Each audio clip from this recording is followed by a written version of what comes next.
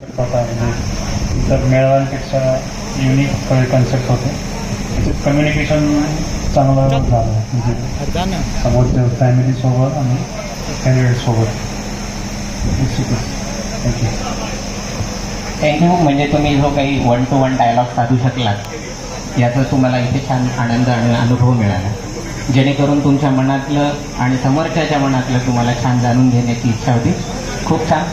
या मेळाव्याच्या माध्यमातून तुम्हाला तुमचं जोडीदार सापडू शकेल का? तुमची काय प्रतिक्रिया साधारणपणे?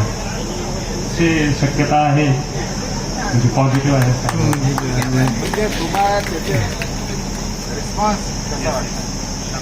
म्हणजे अभिजित इथे मिळालेल्या अनुभवातून निश्चितपणे होपफुल आहे that he will get something somehow and somewhere in this premises only.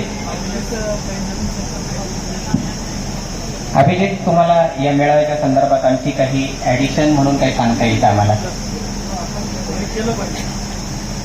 सुरुवात परभणीमधून सुरू केलेली आज ती पूर्ण महाराष्ट्रभर आणि इतर राज्यात असे मेळावे झाले पाहिजे अशी इच्छा व्यक्त करतो.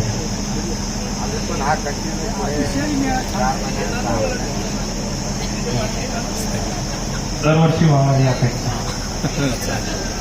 थँक्यू. दरवर्षी याचे मेळावे व्हावेत असं अभिजित म्हणतोय, पण आपण असं म्हणूयात की अभिजितसाठी हा कदाचित शेवटचा मेळावा ठरावा. आपण त्याला यासाठी शुभेच्छा देऊया. अभिजितसाठी हा शेवटचा मेळावा असावा, आपण त्याला शुभेच्छा देत आहोत. आणि अभिजित दिवसभर साधारण माहोल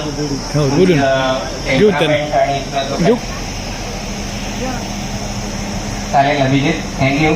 खरं तर असं म्हणतो आपण, रोज रोज तेच जेवण तेच जीवन.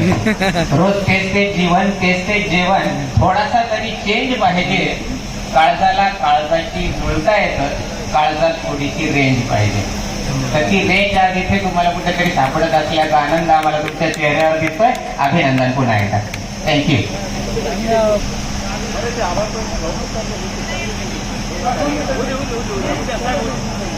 प्रतिक्रिया घेऊन टाका आधी सरजी. बरं. नमस्कार. परभणी भावसार समाज आणि गुलांबिका मंदिर ट्रस्ट यांनी जी समाजासमोर नवीन संकल्प आणले आणि समाजाने ते ॲक्सेप्ट केली. पहिली गोष्ट, लोकांनी पैसे देऊन रजिस्ट्रेशन केलं आणि सहभाग नोंदवला. ही सगळ्यात मोठी जमेची बाब आहे. इथून पुढं आपला समाज अशा प्रकारचे कार्यक्रम करेल आणि त्याला फायदा होईल सगळ्या समाजाला.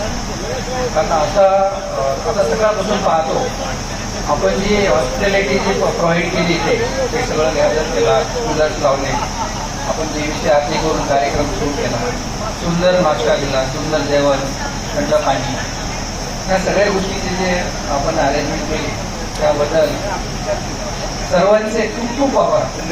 आणि असेच भरपूर कार्यक्रम घ्यायचा, सगळ्याला बोलवा.